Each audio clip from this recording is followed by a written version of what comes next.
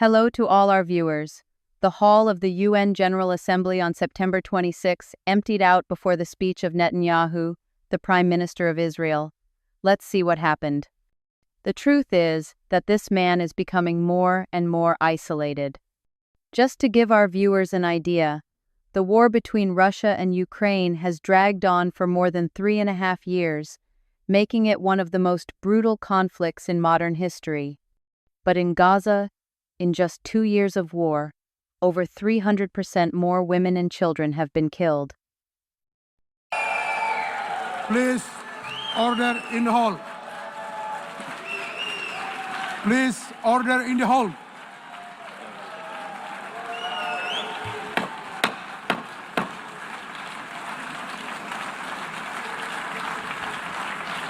Please, order in the hall.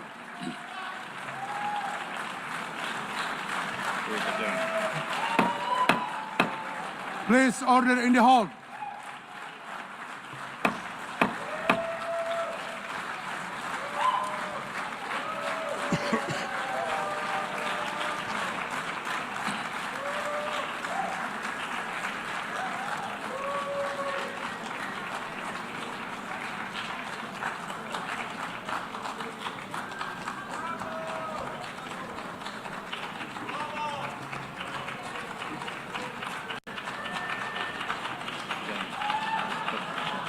Please order in the hall and please be seated.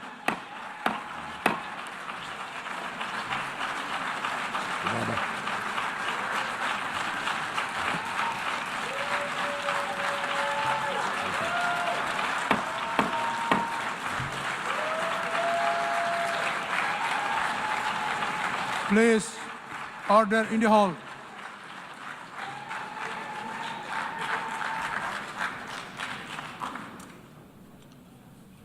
Mr. President,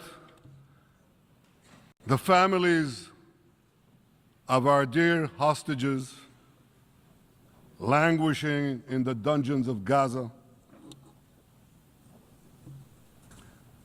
ladies and gentlemen, last year I stood at this podium and I showed this map.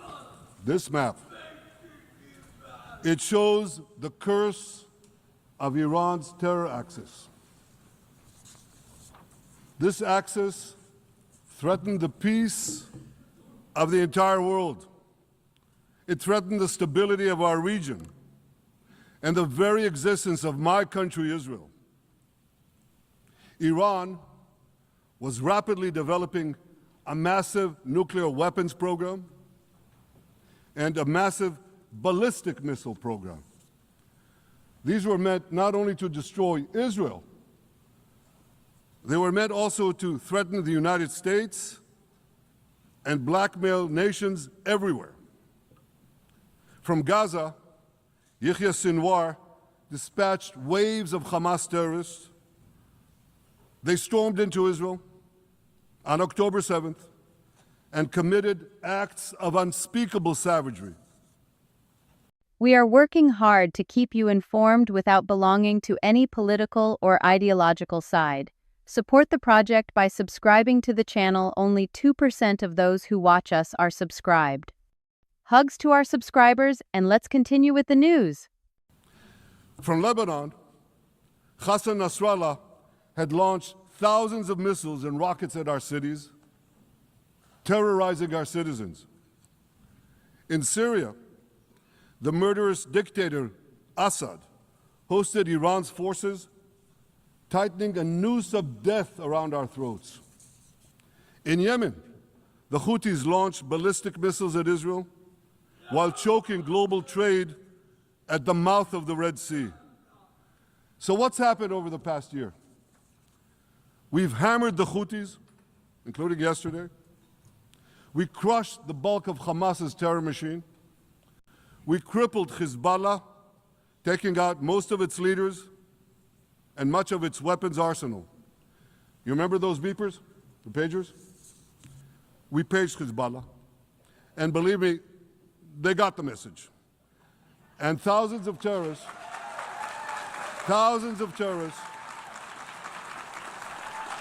dropped to the ground. We destroyed Assad's armaments in Syria. We deterred Iran's Shiite militias in Iraq. And most importantly, and above anything else that I could say to you or that we did in this past year, in this past decade, we devastated Iran's atomic weapons and ballistic missiles programs.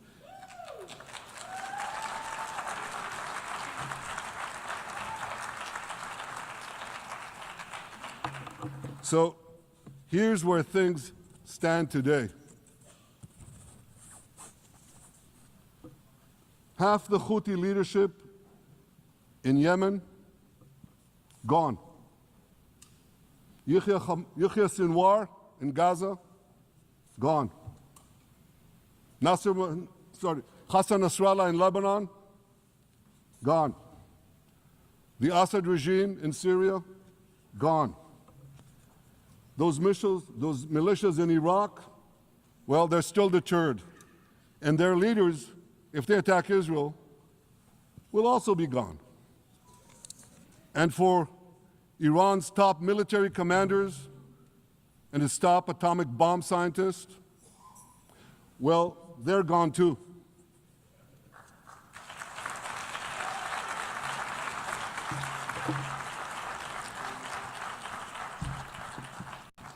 Israel's 12-day war with Iran, which I renamed Operation Rising Lion, that's from the Bible. This 12-day war will go down in the annals of military history. Our daring pilots neutralized Iran's missile defenses and took control of the skies over Tehran. And you saw this. Israeli fighter pilots and American B-2 pilots bombed Iran's nuclear enrichment sites. I want to thank President Trump for his bold and decisive action.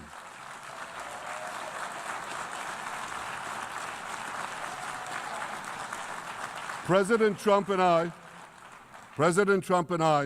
promised to prevent Iran from developing nuclear weapons, and we delivered on that promise.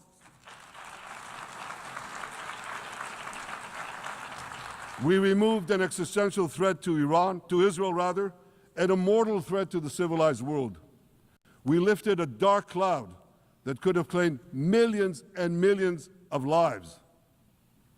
But, ladies and gentlemen, we must remain vigilant. We must remain absolutely clear-minded and vigilant. We must not allow Iran to rebuild its military nuclear capacities. Iran's stockpiles of enriched uranium, these stockpiles must be eliminated. And tomorrow, UN Security Council sanctions on Iran must be snapped back.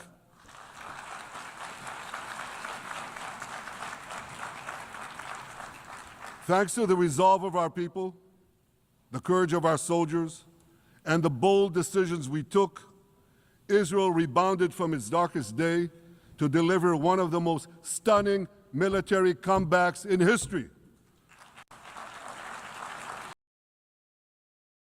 That's all for now. We'll continue reporting.